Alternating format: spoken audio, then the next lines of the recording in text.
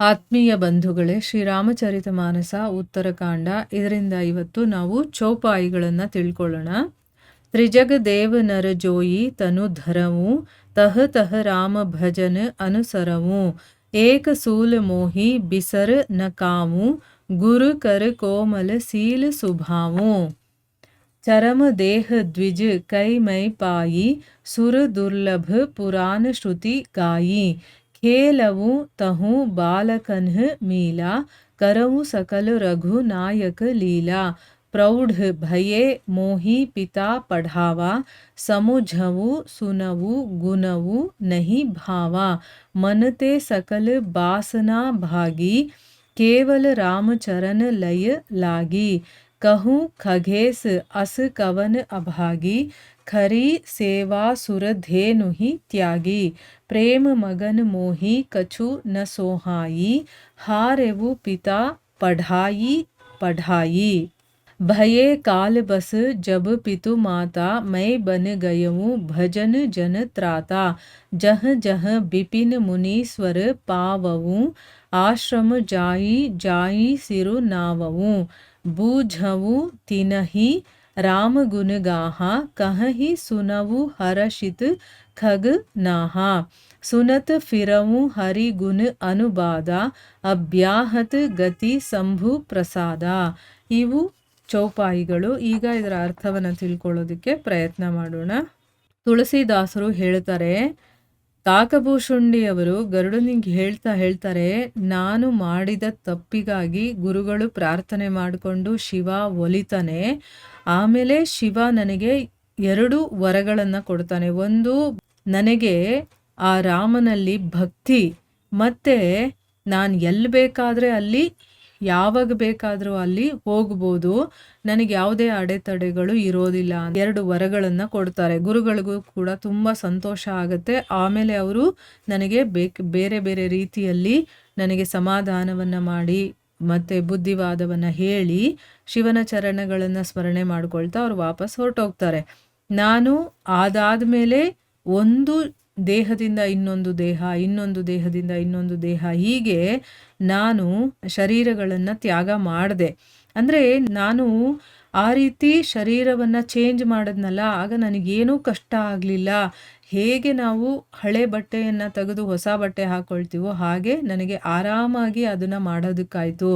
ಅಂದರೆ ಈಗ ನಾವು ಶರೀರವನ್ನು ಬಿಡಬೇಕು ಅಂದರೆ ತುಂಬ ಕಷ್ಟ ಆಗುತ್ತೆ, ಆಯಿತಾ. ಅದಕ್ಕೆ ನಮಗೆ ಸಾವು ಅಂತಂದರೆ ಎಷ್ಟು ಭಯ ನೋಡಿ, ಅಷ್ಟು ಅಟ್ಯಾಚ್ಮೆಂಟ್ ಇರುತ್ತೆ ಈ ಶರೀರದ ಮೇಲೆ.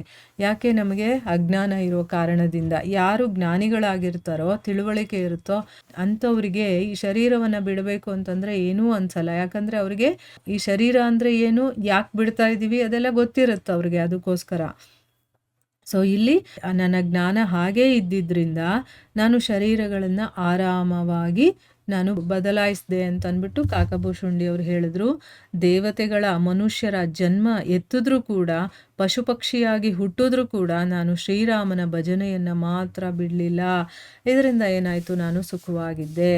ಅಂದರೆ ಇಲ್ಲಿ ನಾವು ತಿಳ್ಕೊಬೇಕಾಗಿರೋದು ಏನು ಅಂತಂದರೆ, ನಾವು ಯಾವುದೇ ಜನ್ಮದಲ್ಲಿದ್ದರೂ ಕೂಡ ಆ ಭಗವಂತನ ನಾಮಸ್ಮರಣೆ ಭಜನೆಯನ್ನು ನಮ್ಮ ಮನಸ್ಸಲ್ಲಿ ಇಟ್ಕೊಂಡ್ಬಿಟ್ರೆ ನಾವು ಯಾವ ಜನ್ಮದಲ್ಲಿ ಎಲ್ಲಿದ್ರೂ ನಮಗೇನು ಅನ್ಸೋದಿಲ್ಲ ಅಂತ ಅರ್ಥ. ಅಲ್ಲಿ ನಾವು ಸುಖವಾಗೇ ಇರ್ತೀವಿ. ಇಲ್ಲಿ ಕಾಕಭೂಷುಂಡಿ ಅವರು ಹೇಳ್ತಾ ಇದ್ದಾರೆ, ನಾನು ಯಾವ ಒಂದು ಯೋನಿಯಲ್ಲಿ ಹುಟ್ಟಿದ್ರೂ ಕೂಡ ರಾಮ ಭಜನೆಯನ್ನು ಮಾತ್ರ ನಾನು ಬಿಡಲಿಲ್ವಲ್ಲ, ಅದಕ್ಕೆ ನಾನು ಸುಖವಾಗಿದ್ದೆ. ಆದರೆ ಒಂದೇ ಒಂದು ವಿಷಯದಲ್ಲಿ ಮಾತ್ರ ನನ್ನನ್ನು ಶೂಲದಂತೆ ಅದು ಬಾಧಿಸ್ತಾ ಇತ್ತು. ಏನು ಅಂತಂದರೆ, ಗುರುಗಳ ಕೋಮಲ ಸುಶೀಲ ಸ್ವಭಾವವನ್ನು ಮಾತ್ರ ನಾನು ಯಾವತ್ತೂ ಮರೀಲೇ ಇಲ್ಲ. ನಾನು ಕೊನೆಯದಾಗಿ ಶ್ರುತಿ ಪುರಾಣಗಳು ದೇವ ದುರ್ಲಭ ಅಂತ ಕೊಂಡಾಡುವಂತಹ ಬ್ರಾಹ್ಮಣ ಶರೀರವನ್ನು ಪಡ್ಕೊಂಡೆ. ಆ ದ್ವಿಜದೇಹದಲ್ಲೂ ಕೂಡ ಶ್ರೀರಾಮನ ವಿಶಿಷ್ಟ ಲೀಲೆಗಳನ್ನು ಸ್ಮರಣೆ ಮಾಡಿಕೊಳ್ತಾ ಆ ಬಾಲಕರ ಜೊತೆ ಆಟ ಆಡ್ತಾ ಇದ್ದೆ.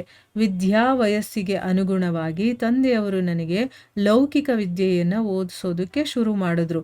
ನಾನೇನು ಮಾಡ್ತಾ ಇದ್ದೆ, ಅರ್ಥ ಮಾಡ್ಕೊಳ್ತಾ ಇದ್ದೆ, ಆಲಿಸ್ತಾ ಇದ್ದೆ, ಯೋಚಿಸ್ತಾ ಇದ್ದೆ. ಆದರೆ ಅದು ನನಗೆ ಓದು ಹಿಡಿಸ್ಲಿಲ್ಲ. ಯಾಕೆಂದರೆ ಅದು ಲೌಕಿಕ ವಿದ್ಯೆ ಅಲ್ವಾ. ಅದಕ್ಕೋಸ್ಕರ ನನಗಿಷ್ಟನೇ ಆಗಲಿಲ್ಲ. ನನ್ನ ಮನಸ್ಸಿಂದ ಎಲ್ಲ ಸಾಂಸಾರಿಕ ವಾಸನೆಗಳು ಕೂಡ ಒಟ್ಟೋಗಿತ್ತು. ಕೇವಲ ಶ್ರೀರಾಮನ ಚರಣ ಸೇವೆಯಲ್ಲೇ ನನ್ನ ಮನಸ್ಸು ಸಂಲಗ್ನವಾಗಿತ್ತು. ಅಂದರೆ ಈ ಐಹಿಕ ವಿಚಾರಗಳಲ್ಲಿ ನನ್ನ ಮನಸ್ಸು ತೊಡಗ್ತಾ ಇರಲಿಲ್ಲ. ಯಾಕಂದರೆ ನನ್ನ ಮನಸ್ಸಿಗೆ ಆ ರಾಮನ ಚರಣ ಸೇವೆ ಮಾಡೋದು ಒಂದೇ ಇಷ್ಟ ಆಗಿತ್ತು. ವೈನತೆಯ ನೀನು ಹೇಳು, ಕಾಮಧೇನವನ್ನು ಬಿಟ್ಟು ಹೆಣ್ಣುಗತ್ತೆಯನ್ನು ಸೇವಿಸುವಂಥ ನಿರ್ಭಾಗ್ಯ ಯಾರಾದರೂ ಇದ್ದಾನಾ?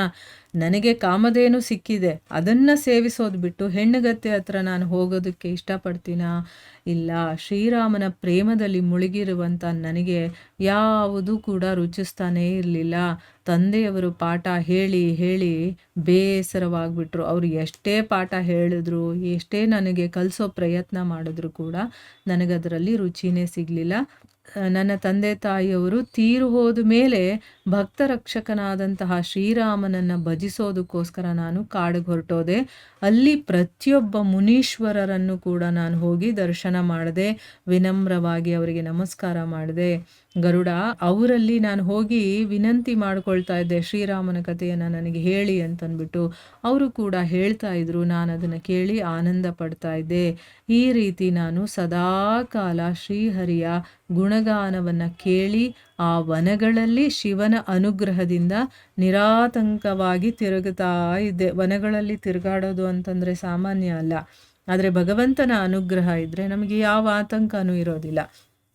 ಆಗ ನಾವು ಆರಾಮವಾಗಿ ತಿರುಗಾಡ್ಬೋದಲ್ವ. ಆ ರೀತಿ ಅವರು ಎಲ್ಲ ಕಡೆನೂ ಹೋಗಿ ಹೋಗಿ ಎಲ್ಲೆಲ್ಲಿ ಮುನಿಗಳು ಸಿಗ್ತಾರೋ ಅಲ್ಲಿ ರಾಮನ ಕಥೆಯನ್ನು ಹೇಳಿ ನೋಡಿ. ಒಂದು ಸರಿ ಕೇಳಿಬಿಟ್ರೆ ಸಾಕು ಅಂತ ನಮಗನ್ಸುತ್ತಲ್ವ. ಆದರೆ ರಾಮನ ಕಥೆ ಹೇಗೆ ಅಂತಂದರೆ ಕೇಳ್ತಾನೇ ಇರಬೇಕು. ಆಗಲೇ ನಾವು ಶುದ್ಧರಾಗೋದು. ಇಲ್ಲ ಅಂತಂದರೆ ನಮಗೆ ಈ ಐಹಿಕ ಮತ್ತೆ ಆವರಿಸ್ಕೊಂಬಿಡುತ್ತೆ. ಆಯಿತಾ? ಅದಕ್ಕೋಸ್ಕರನೇ ಅವ್ರು ಎಲ್ಲಿ ಹೋದರೂ ಕೂಡ ರಾಮನ ಕಥೆ. ಇನ್ನೊಂದೇನು ಅಂತಂದರೆ ಅದರಲ್ಲಿ ಆಸಕ್ತಿ ಬಂದ್ಬಿಡ್ತು ಅಂತಂದರೆ ಕೇಳ್ತಾನೆ ಇರಬೇಕು ಅನಿಸುತ್ತೆ ನಮಗೆ. ನಾವು ಏನು ಅದರಿಂದ ಪಡ್ಕೊಳ್ತೀವಿ ಅದೆಲ್ಲ ಬಿಟ್ಬಿಡ್ತೀವಿ. ಕೇಳಬೇಕಾದ್ರೆ ಒಂದು ಆನಂದ ಸಿಗುತ್ತಲ್ಲ, ಅದರ ಅನುಭವ ಬೇಕು ನಮಗೆ. ಅದೇ ಸುಖ. ಅದನ್ನು ಕೇಳ್ತಾ ಕೇಳ್ತಾ ಕೇಳ್ತಾ ಒಂದು ಆನಂದದ ಅನುಭವ ಆಗುತ್ತಲ್ಲ. ಅದಕ್ಕೋಸ್ಕರ ಅವ್ರು ಎಲ್ಲಿ ಹೋದರೂ ಕೂಡ ಮುನಿಗಳನ್ನು ನೋಡಿದ್ರೆ ಸಾಕು, ನನಗೆ ರಾಮನ ಕಥೆಯನ್ನು ಹೇಳಿ ಅಂತ ಕೇಳ್ಕೊಳ್ತಾ ಇದ್ರು. ಆ ಮುನಿಗಳಿಗೂ ಕೂಡ ಅದನ್ನು ಹೇಳೋದ್ರಲ್ಲಿ ಒಂದು ಆನಂದ ಸಿಗುತ್ತಲ್ವ. ಅವರು ಕೂಡ ಹೇಳ್ತಾ ಇದ್ರು, ಕೇಳಿ ಆನಂದ ಪಡ್ತಾ ಇದ್ದೆ. ಈ ರೀತಿ ಶ್ರೀಹರಿಯ ಗುಣಗಾನವನ್ನು ಕೇಳಿ ಕಾಡುಗಳಲ್ಲೆಲ್ಲ ನಾನು ಶಿವನ ಅನುಗ್ರಹದಿಂದ ನಿರಾತಂಕವಾಗಿ ತಿರುಗಾಡ್ತಾ ಇದ್ದೆ ಅಂತಂದ್ಬಿಟ್ಟು ಹೇಳ್ತಾ ಇದ್ದಾರೆ. ಮುಂದುವರೆದು ಏನು ಹೇಳ್ತಾರೆ ಅಂತ ನಾವು ಮುಂದಿನ ಭಾಗದಲ್ಲಿ ತಿಳ್ಕೊಳ್ಳೋಣ. ಹರೇ ಕೃಷ್ಣ.